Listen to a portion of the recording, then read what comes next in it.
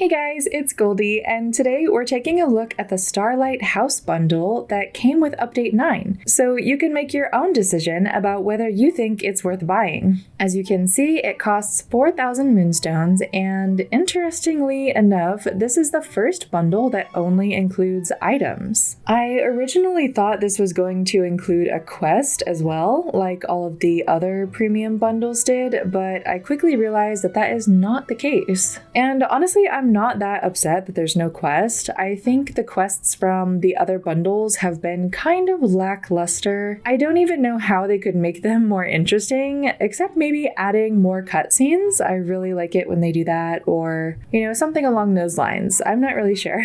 But anyway, as you can see, we have our first item from the bundle sitting right behind us, which is the Provincial Library house. And not only does it very much match the vibe of the provincial town from the Beauty and the Beast movie, but this item also has an incredible amount of detail. The most obvious being that there are books in the window, which is cute. But if you catch the light a certain way, you can see that the windows are actually dirty. If you notice on that top window, when the sun reflects off the glass, you can see the amount of detail that they put into making this building seem really old and lived in, which I think is really cool. Also, look at these flowers. Like, what? They're so beautiful. I don't know why I expected them to be more flat and lifeless, but they're actually really detailed and pretty. Same goes for the flowers on the side of the building. The back is pretty uneventful, just as you would expect, just some windows. And now let's check it out at night. I love the homey glow coming from the bookstore. It's just really quaint, and I think this will look really good in a lot of cottagecore builds. Okay, this is a complete side note, but I just noticed it. Did the mountain in the Forgotten Lands always light up like that at night with all those purple lights coming out of it? I've never noticed that before. I wonder what that means. Okay, let's head inside to check out the rest of the items. Firstly, we'll take a look at the wardrobe items. So this is the pajama top, bottoms, and slippers that come with the bundle. It's very old-fashioned-y. I'd love to tell you what century, but I don't know my history that well. We also have the chipped slippers, which are supposed to look like Chip from the movie, which is super cute. And there's also this coat item, which makes it look like you just put a robe on top of everything. And I think that's really nice the way they did that. Unfortunately, there is some clipping with the pants when you walk around. I did test it with regular, tighter shorts, and it doesn't clip as bad. Well, actually, maybe it does, so that's unfortunate. But it does have a little bit of flowy movement when you run around, which is nice. Next, we have the hairstyles. So this messy bun hairstyle has quickly become one of my favorites in the game. Definitely top 5. So we have the regular messy bun, and then there's also the version with a sleeping eye mask on top. I'll show you how the colors look on this one. The secondary color is only on the bangs, but it actually blends really well as opposed to being like piecey like some of the other hairstyles. And the colors are the same for the mask version as well. Now, moving on to the furniture items. First up, we have the Dreamlight lounge chair. This was probably the most disappointing thing for me because I genuinely thought that they had added a new sitting animation to let the characters lounge like what we see in the promotional photo. But nope, they just sit like normal.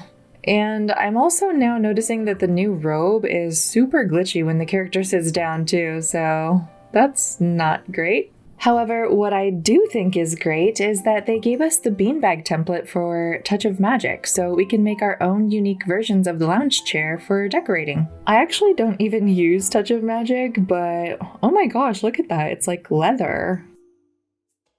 What the heck? It's like shiny. Holy crap. Maybe I should use Touch of Magic more often. This is kind of cool. Let's add a tiger. Perfect. Next is the popcorn machine. When I first saw this in the promotional picture, I thought it was some kind of wardrobe, but I guess popcorn makes sense since this whole bundle has sleepover vibes. Anyway, much like the library house, I was very impressed with the detail on this item. Once you interact to turn it on, the animation continues until you turn it off again. You can also see details like the popcorn coming out of the popper and the steam. It's just really well done. Next is the vintage Starlight projector, the namesake of this bundle, and this was probably the biggest catfish of the bundle because I think a lot of us expected that it would actually project stars onto the wall or ceiling, but in reality it just projects the stars into a little puff of smoke that hovers above the projector. It's still cool, and I think it can be used in some creative ways for dream snaps and stuff like that, but yeah, that's about it for that one.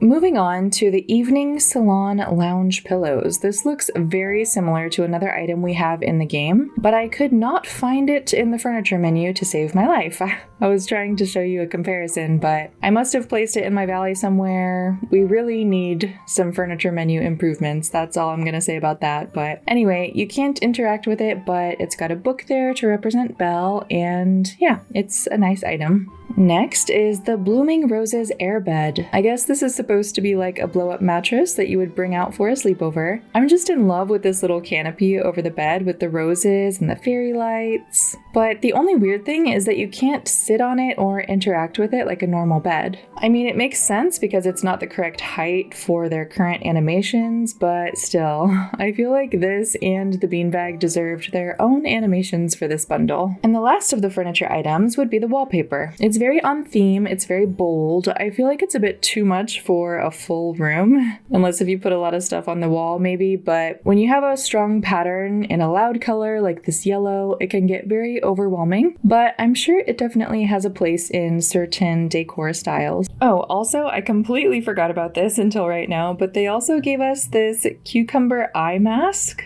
which goes with the theme, I guess, but to be honest with you, I cannot think of a situation in which I would actually use these, but it is just an extra item, so yeah, those exist. Anyway, moving on. Lastly, Belle finally woke up. She was sleeping earlier, so I can show you her new dream style. Okay, actually, I may have lied earlier in the video. I think this was actually the most disappointing thing for me in the bundle. I really thought her dream style was going to be the yellow ball gown. Instead, we got the green dress from, I don't even know which scene, but I looked it up in my other video, and it definitely is in the original movie. I just didn't remember it. I guess they didn't give us the ball gown since they already gave that to us as a friendship reward.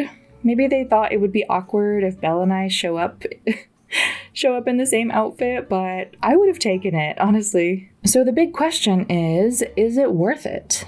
In my opinion, yes, and I'll tell you why. First of all, we got a new house skin. That alone is always at least 3,000 moonstones in the premium shop, but usually it's 3,750. And we got a dream style, which I can't remember, but it's gotta be at least 1,500 in the premium shop. And those two things right there are already worth more than the 4,000 moonstones that this bundle costs. But then we have 14 more items that would probably be at least 1,000 moonstones in the premium shop. Maybe some of them might be combined, like the outfit items would be combined for 1,000 or 1,500 or whatever the case may be. So let's just say as a generic estimate, if you only like 5 items out of all the new items in this bundle, then I'd say it's already worth buying compared to the regular premium shop prices. It gives you a variety of new outfit and decor options, plus the house style and Belle's dream style. It's really got a little bit of everything, but you are the only person who can decide if it's worth it for you and your playstyle. So I hope this video was helpful. If it was, please give it a like and consider subscribing for more Disney Dreamlight Valley content. I'll see you guys in a new video soon. Bye!